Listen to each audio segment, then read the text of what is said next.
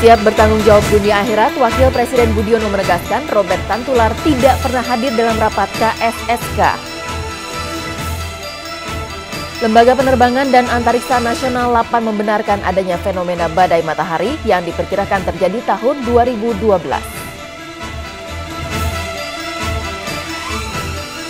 Selamat sore pemirsa, sejumlah informasi akan kami hadirkan di hadapan Anda sore ini, termasuk ajang pemilihan Ratu Sejagat Miss World 2009 yang akan digelar beberapa jam lagi.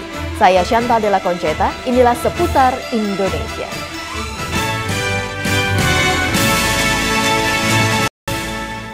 Setelah Bandara Ngurah Rai Bali, tadi malam giliran polisi dan Bea Cukai Bandara Soekarno-Hatta menangkap sindikat penyelundup narkoba asal Iran. Modus 7 warga Iran yang tertangkap ini masih sama, yakni menyelundupkan sabu dengan menelan dan menyimpannya di perut mereka. Total sabu yang ditemukan petugas senilai 6 miliar rupiah lebih. 7 laki-laki warga negara Iran ini ditangkap oleh petugas Bea dan Cukai Bandara Soekarno-Hatta, Jakarta, Jumat malam. Mereka adalah Tahiri Sahlam, Mahdi Muhammad Dahkohi, Abapor Merteza, Mirzain Rasul, Ali Muradi Mozen, Hajedi Sahab, dan Gorazi Golas Hasan. Ketujuh tersangka penyelundup narkoba ini menggunakan pesawat Etihad EK472 dari Abu Dhabi dan pesawat Turki Airlines TK066 dari Istanbul menuju Jakarta. Setelah mendarat, petugas mencurigai gerak-gerik para tersangka. Saat dilakukan pemeriksaan, para tersangka ternyata positif menelan dan menyimpan sabu di dalam perut mereka. Para tersangka ini menelan butiran yang berbeda jumlahnya, yakni antara 80 hingga 130 butir per orangnya. Sehingga total berat sabu yang ditemukan sekitar 2.910 gram atau 2,9 kilogram. Berat satu butir sabu sekitar 5 gram. Para tersangka ini mengemasnya dalam 582 butir kapsul yang kemudian ditelan dan disimpan dalam tubuh mereka. Total sabu yang diamankan petugas sekitar 6 miliar 402 juta rupiah. Dengan harga sabu per gramnya saat ini mencapai 2 juta rupiah. Pengungkapan ini berkat kerjasama antara petugas Bea dan Cukai, Imigrasi, serta Badan Narkotika Nasional. 7 tersangka diduga merupakan anggota jaringan internasional yang tertangkap bersama sejumlah anggota jaringan lainnya yang diungkap di Bali beberapa waktu lalu. Ketujuh tersangka ini kini masih berada dalam pengawasan kepolisian Bandara Soekarno-Hatta. Tersangka dan barang bukti akan segera diserahkan ke Mabes Polri. Dari Tangerang, Banten, Legowo melaporkan. Unjuk rasa mendesak pengusutan kasus Bank Senturi terus bergulir. Di Makassar, Sulawesi Selatan, mahasiswa Universitas Muslim Indonesia Sabtu siang mendesak mundur Presiden Susilo Bambang Yudhoyono dan Wakil Presiden Budiono bila tidak mampu membongkar kasus ini. Yang diamanatkan undang-undang, rakyat kecil yang melakukan tidak. Dalam aksi teatrikalnya, para mahasiswa memunculkan dua sosok berperan sebagai Presiden Susilo Bambang Yudhoyono dan Wakil Presiden Budiono yang menjadi sasaran protes pengunjuk rasa. Keberadaan dua sosok ini dilengkapi dengan kehadiran sosok yang berperan sebagai Nenek Mina, warga Banyumas yang divonis 1,5 bulan kurungan akibat mencuri 3 buah kakao.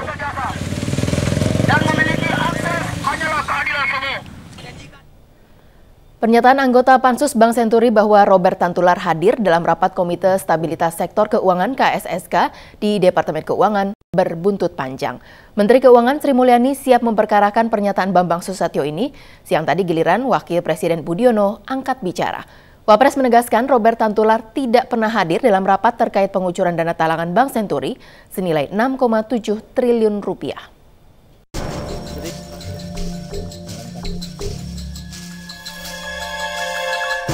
Dia terlalu yakin sistemik itu dapat jadikan alasan untuk membackup Bank Senturi.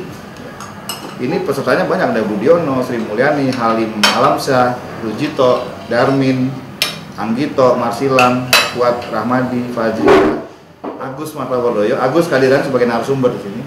Kemudian ada Empalede dan Robert Tantular.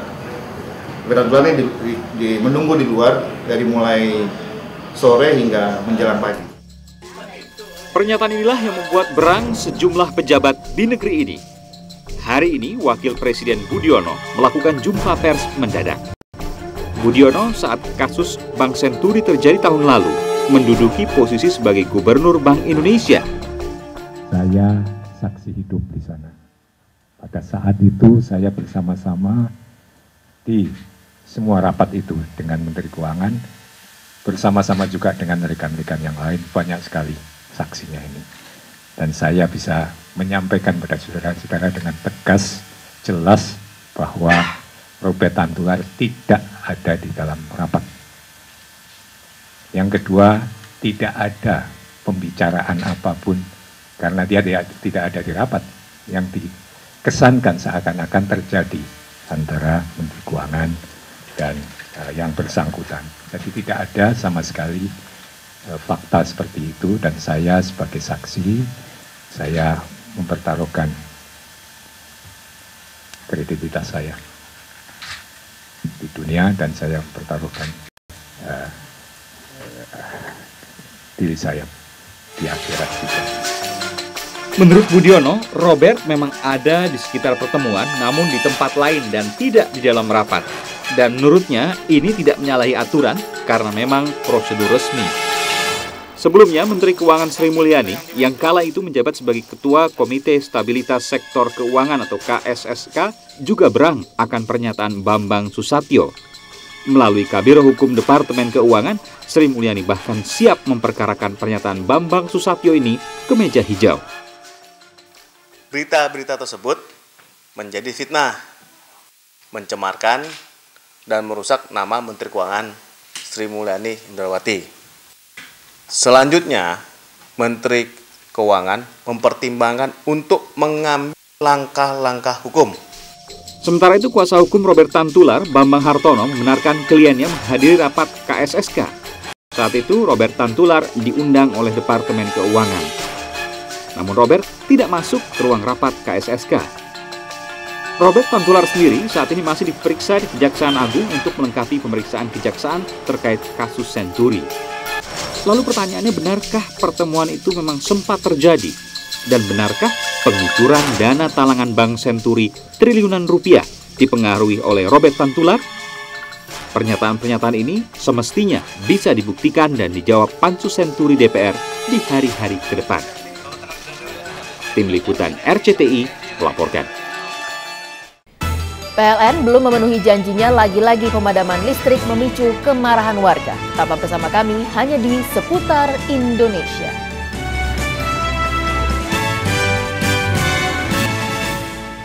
Pemirsa, sejumlah personil BRIMOB bersenjata lengkap kini bersiaga di kantor PLN Tentena di Poso, Sulawesi Tengah. Pengamanan ditingkatkan menyusul perusakan tempat ini oleh massa Jumat malam. Emosi warga memuncak akibat pemadaman listrik yang terus terjadi. Tim identifikasi dari Polres Poso, Sulawesi Tengah, hari Sabtu melakukan olah tempat kejadian perkara di kantor PLN Ranting Tentana di Kecamatan Pamona Utara. Kantor ini dirusak oleh massa yang marah atas pemadaman bergilir aliran listrik pada hari Jumat lalu. Belum ada pernyataan resmi dari kepolisian terkait penyebab insiden perusakan kantor PLN. Hingga hari Sabtu siang, kantor PLN Ranting Tentena mendapat pengamanan ketat dari puluhan personil Polri atas satuan Samapta dan BRIMOB yang bersenjata lengkap. Pengamanan serupa juga dilakukan oleh belasan personil BRIMOB Kompi 6 Saujo di lokasi mesin pembangkit listrik tenaga diesel. Ya, dengan insiden yang terjadi malam, itu merupakan salah satu peringatan di mana masyarakat ini, peringatan dari masyarakat terhadap pemerintah bersama perusahaan listrik negara ini. Artinya dengan komunitas masyarakat di sini, warga masyarakat Kristen sibuk dengan kegiatannya untuk perayaan Natal ini, sehingga listrik ini sangat-sangat dibutuhkan dan diharapkan sudah mampu dilayani pada waktu malam. Akibat pengrusakan kantor PLN Ranting Tentena, pasokan listrik ke rumah-rumah penduduk di Kecamatan Pamona Utara dihentikan. Listrik sudah tidak menyala sejak hari Jumat malam hingga saat ini. Dari Poso, Sulawesi Tengah, Yohanes Lita melaporkan. Para pelanggan PLN di wilayah Jakarta dan sekitarnya boleh bernafas lega karena perbaikan gardu induk di Cawang selesai dilakukan. Namun ada jutaan warga di daerah lain yang masih harus menghadapi pemadaman. Bahkan masih ada warga yang sama sekali belum bisa menikmati aliran listrik di wilayah mereka. Pemandangan ini terjadi beberapa bulan lalu. Sebagian besar wilayah Jakarta gelap gulita karena pemadaman bergilir akibat rusaknya gardu induk Cawang. Bagi pengguna rumah tangga, kerugian sudah jelas, gangguan kenyamanan, dan tentu saja alat-alat elektronik yang rusak.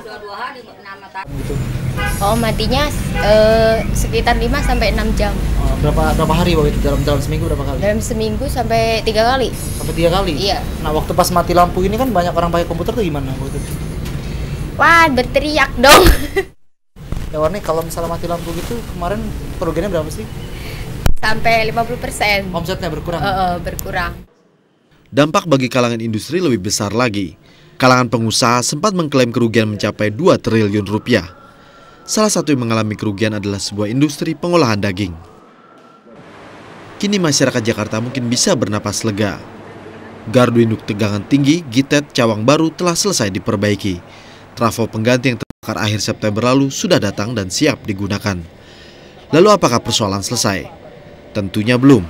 Penduduk sejumlah daerah di luar Jakarta mengalami pemadaman bergilir hampir setiap hari.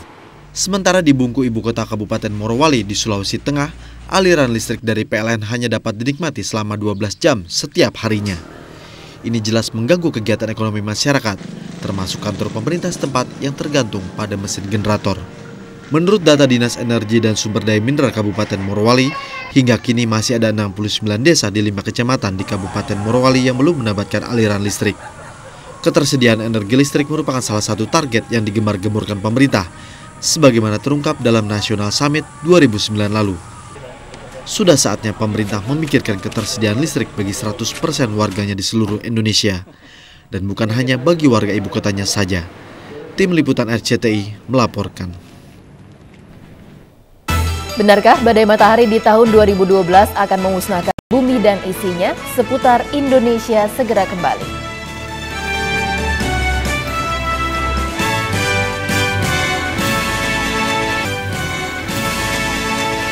Pemanfaatan Sains Antariksa LAPAN, Sri Kaloka membenarkan fenomena siklus matahari dalam film 2012. Tahun 2012 itu adalah yang diperkirakan akan terjadi ledakan di matahari atau flare karena diindikasikan oleh adanya jumlah bintik matahari yang makin banyak. Nah, dengan jumlah bintik matahari yang makin banyak itu mengartikan bahwa matahari makin aktif. Matahari yang aktif itu akan memancarkan partikel-partikel berenergi tinggi yang jumlahnya sampai miliaran ton dengan kecepatan pancar yang sampai ke bumi itu bisa sampai 1000 km per detik. Nah, ini yang dikhawatirkan. Miliaran ton partikel elektron magnet yang sampai ke bumi inilah yang kemudian digambarkan film 2012 bakal membuat dunia punah. Padahal menurut Sri Kaloka, kalaupun partikel sampai ke bumi dampaknya tidak sedahsyat seperti di film. Meski masyarakat tetap harus waspada dengan kemungkinan terjadinya kerusakan sistem telekomunikasi, kerusakan satelit, kerusakan sistem GPS, bahkan sistem ketenaga listrikan saat hujan partikel ion menembus bumi di tahun 2012.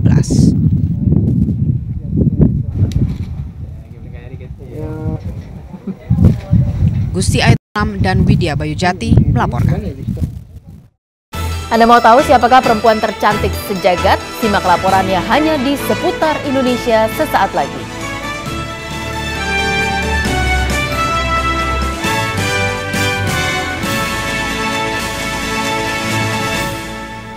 Pemirsa, hanya beberapa jam lagi kita segera mengetahui wanita cantik dari negara manakah yang berhak menyandang gelar Miss World 2009. Dan apakah kontestan asal Indonesia, Karenina Sani Halim, berhasil menyabet gelar bergengsi ini?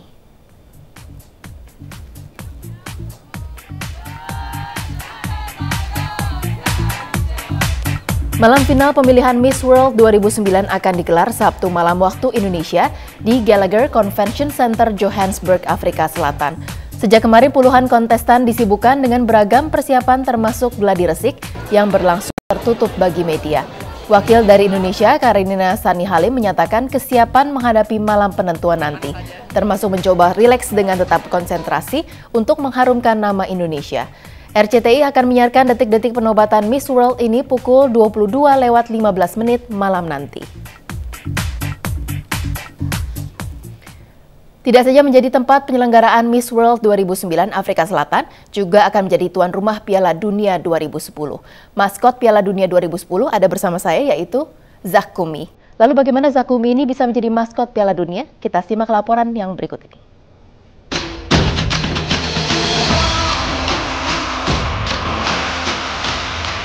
selalu ada yang ditunggu dari setiap ajang World Cup, yakni apakah atau siapakah yang bakal menjadi maskot pertandingan. Sejak 1966, FIFA selaku organisasi penyelenggara Piala Dunia telah memperkenalkan maskot yang merupakan lambang supremasi Piala Dunia. Tak hanya itu, maskot ini pun merupakan simbol yang merepresentasikan dari tuan rumah penyelenggara pertandingan World Cup. Pemirsa, di tahun 1966 FIFA sudah memperkenalkan maskot yang menjadi lambang supremasi bagi ajang pertandingan sepak bola paling bergengsi, yaitu World Cup atau Piala Dunia. Di tahun 1966 yaitu di Inggris, maskot bernama Willy.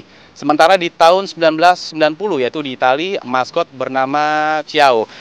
Dan yang terakhir yaitu di tahun 2006 di Jerman, pertandingan Piala Dunia memiliki maskot yang bernama Goleo.